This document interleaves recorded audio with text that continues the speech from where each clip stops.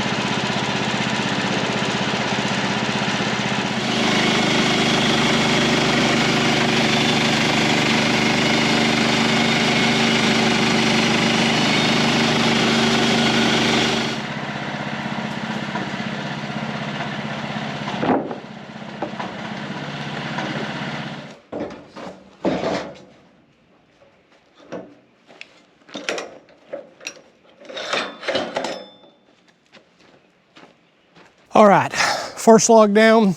I tell you what, there's definitely a learning curve to this. I think I'm trying way too hard to get absolutely every piece of lumber out, and I probably should just be cutting, slowly figuring that out. Some of this is gonna get cut up for heavy duty pallets. A lot of it's gonna get cut up for these racks right here, but I'm not gonna try to be particular. Now, the only thing I gotta keep in mind with using huge 2x lumber is regular 3.5 inch or 3.25 inch nails aren't gonna work. 3-inch wood screws are not gonna work. So I'm gonna have to use 4-inch wood screws on all this, which is fine. I've already got some. I'm about to order another pack in. And y'all, I'm just gonna leave this stacked up right here, seeing how good that other lumber did. And I'm putting this up green. I'm not concerned with drying. My fears of putting up green lumber are quickly vanishing. Check this out. So remember this barn addition I just built? I cut all the 2x6 purlins myself. And look, after many, many, many months out here, y'all, I can't complain with that at all. They look fantastic. They're certainly dried a lot now because these went through a lot of the heat of summer. They've been up for a while. Like, look at that. I was expecting so much twisting and bowing and craziness. Like there's only, like that's the worst bow right there, I think. Yeah, I think that's it. And then that little bow in this one. I would have never thought putting up green lumber would look like this. Now, certainly I'm not gonna frame out a house or anything like that with green lumber, but building sheds and racks and stuff like I'm doing, thus far, first major project with all rough cut green lumber, I just don't see what the big concern is.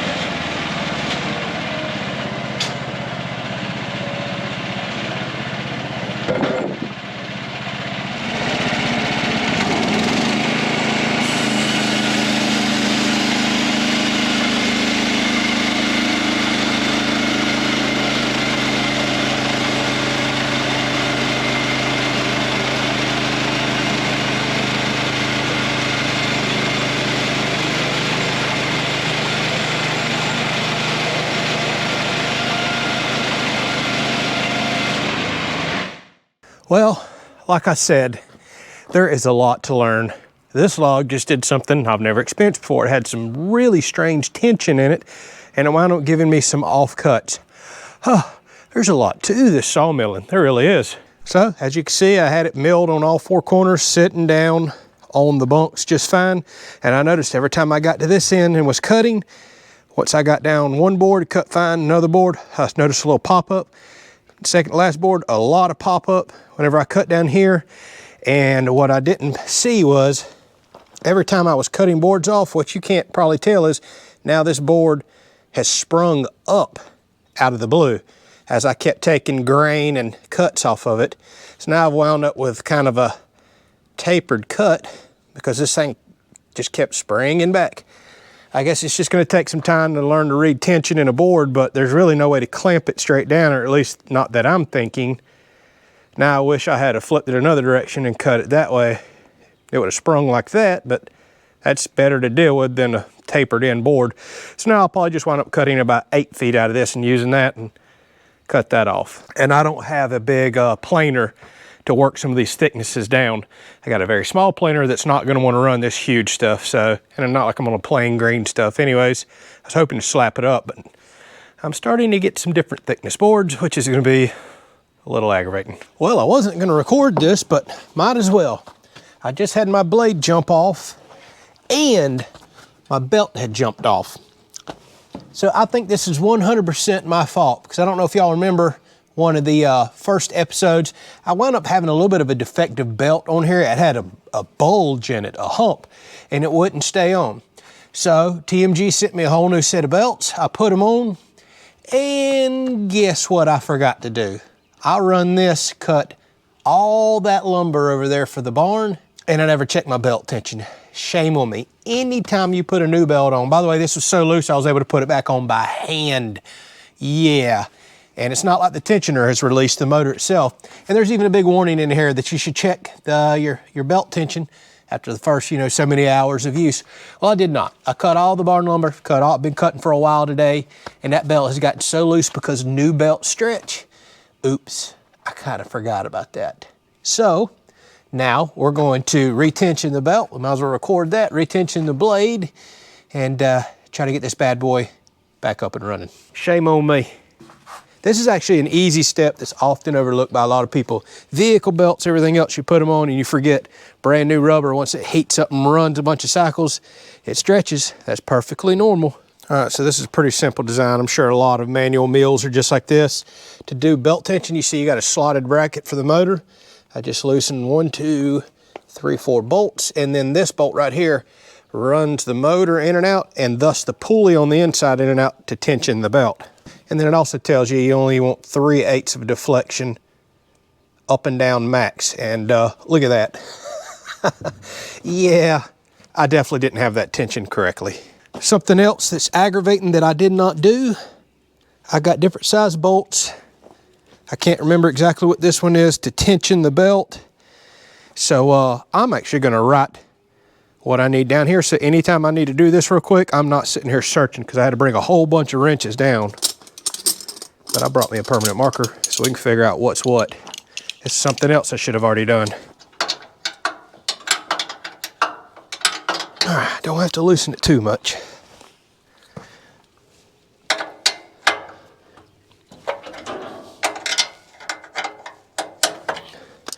So I need to make for sure that I write that down. Okay, so now we want to tighten this nut, which should pull the motor this way.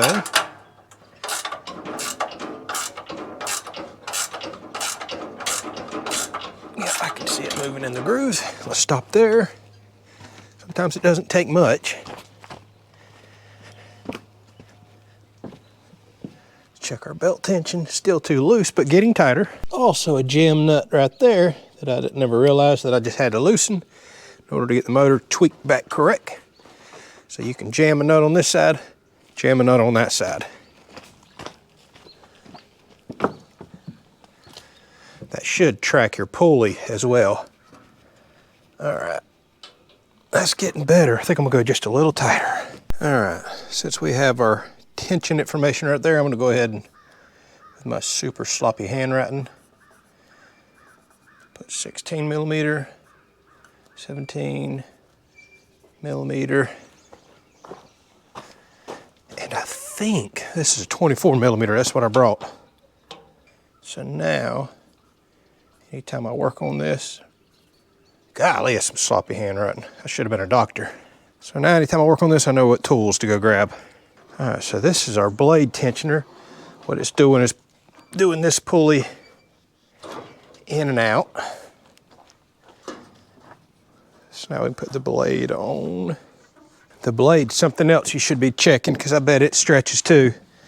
And I just replaced this blade, but I guarantee you the blade also gets looser and looser as it's worn in as well. Let's tighten this up. I like to go ahead and hand track it a little. Has some tightening. Make sure nothing's falling off. Everything looks okay to me. It says 25 to 30 foot-pounds. I like to go 28. The other thing is we're going into winter, so it's going to get colder.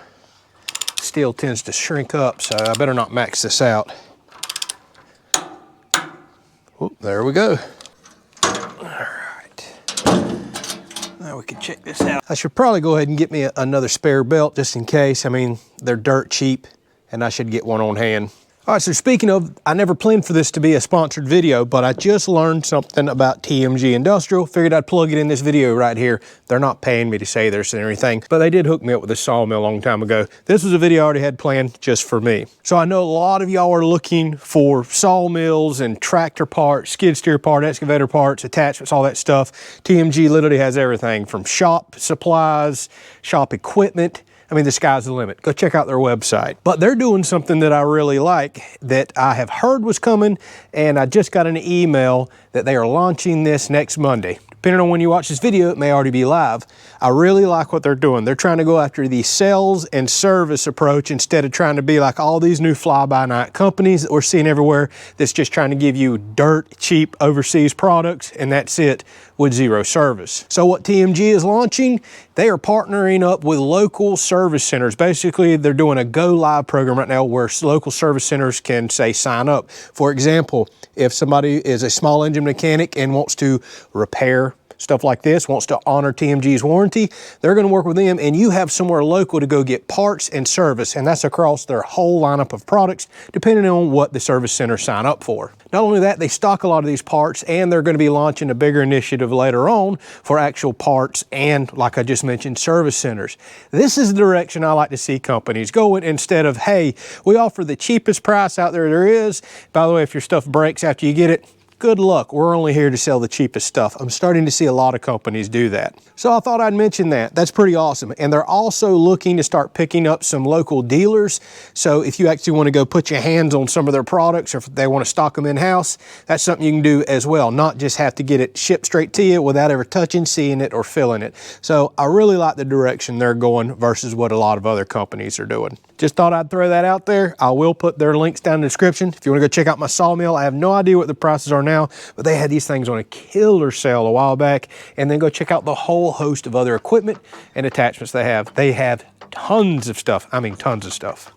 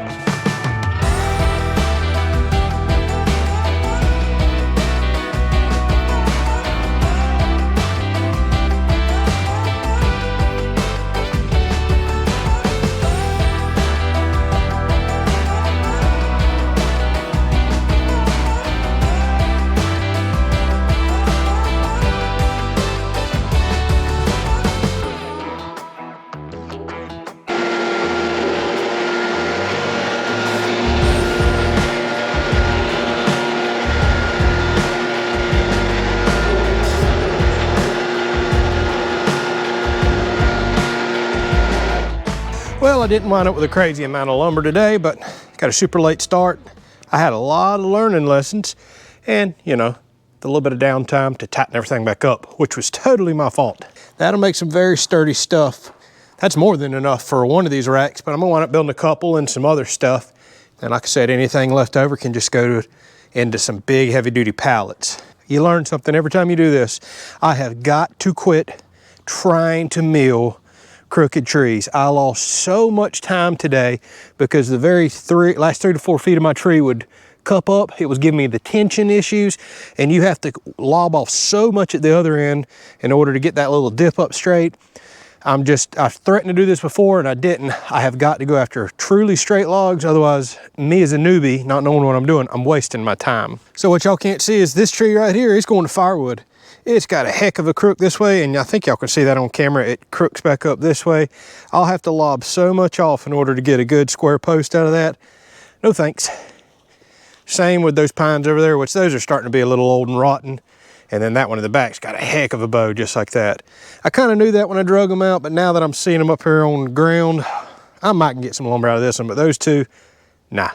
Now I do have some hardwood left, like I can get some straight lumber out of that. I could care less. I'll use hardwood, pine, whatever on my racks, my pallets. I don't care. I really want to get my shop organized. Now you talk about one amazingly beautiful saw log. This right here is going to test my mill. Hardwood and 26, 28 inches at the other end. So hey, you don't know till you try, right? This is the best way to learn. Fail, take a little too long, take a little too much off, screw up.